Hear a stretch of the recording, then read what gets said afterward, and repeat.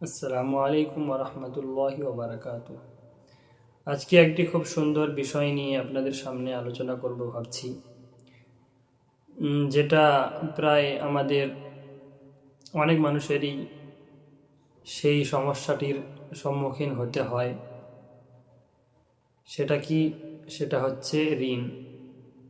কারণ আমাদের চলাফেরা করার ক্ষেত্রে বিভিন্ন সময়ে আমাদের কি হয়, আমাদের ধন সম্পদের, টাকা পয়সার প্রয়োজন হয়। সেই ক্ষেত্রে আমরা কি হয়, অনেক সময় আমরা ঋণগ্রস্ত হয়ে পড়ি এবং কিছু কিছু সময় দেখা যায় সেই ঋণ থেকে বেরোনো এবং মুক্তি লাভ কি হয়, খুব দুষ্কর এবং কঠিন হয়ে পড়ে।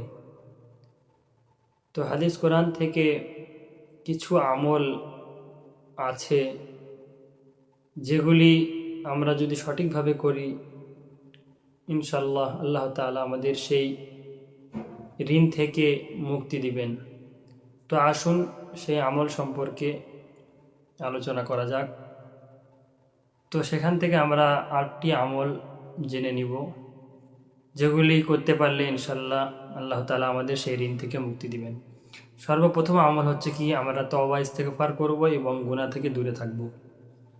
কোরআন শরীফে আল্লাহ তাআলা তওবা করার ক্ষেত্রে এবং তওবা করলে অনেক যে উপকার হয় সেটা বলেছেন।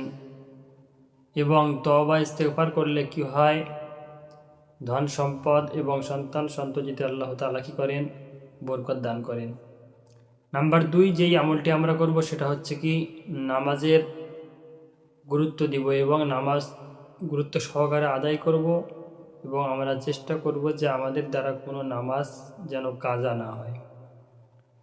নাম্বার 3 আমরা করব হচ্ছে কি, যে আমাদের প্রতি যদি আমাদের উপর যদি জাকাত ফরজ হয়ে যায়, আমরা সঠিক সময়ে সেই জাকাতটি আদায় করার চেষ্টা করব। নাম্বার 4 আমরা কি করব, সুদ নেওয়া দেওয়া থেকে দূরে থাকার চেষ্টা করব। নাম্বার 5 আমরা যে আমলটি করব সেটা হচ্ছে কি, এশা এবং মাগরিবের পর, এশার পর অথবা মাগরিবের পর সূরা ওয়াকিয়া পড়ার চেষ্টা করব এবং পড়ব। শুধু চেষ্টা করতে হবে না, পড়তে হবে। তো এই 5টি আমল হলো। 6 নম্বর আমল হচ্ছে কি, একটি দোয়া যেটা আমাদের দিনে 21 বার পড়তে হবে। সেই দোয়াটা কি? এই দোয়াটি আমাদের প্রায় অনেকেরই মুখস্থ আছে এবং অনেকেই আমরা শুনেছি।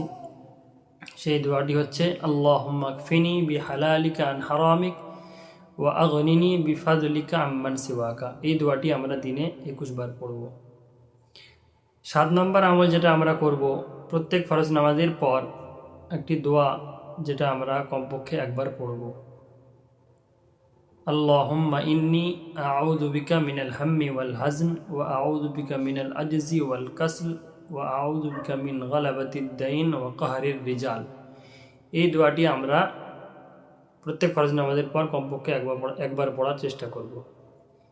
এবং 8 নম্বর যে আমলগুলি আমরা করব সেটা হচ্ছে কি, আমরা সকাল সন্ধ্যা 21 বার করে কি করব, দরুদ শরীফ পড়ব এবং তার সাথে সাথে ফরজ নামাজ পড়ার পর, ফজরের ফরজ নামাজ পড়ার পর আমরা সূরা শুরা এর 19 নম্বর আয়াতটি পড়ব। সেই আয়াতটি কতবার পড়ব? 80 বার সেই আয়াতটি পড়ব। এই আমলগুলি যদি আমরা সঠিকভাবে করতে পারি, ইনশাল্লাহ আল্লাহ তাআলা আমাদের ঋণ থেকে, সেই ঋণ যত বড়ই হোক না কেন, যতই দুষ্কর হোক না কেন, আল্লাহ তাআলা আমাদের সেই ঋণ থেকে মুক্তি লাভ করবেন ইনশাআল্লাহ।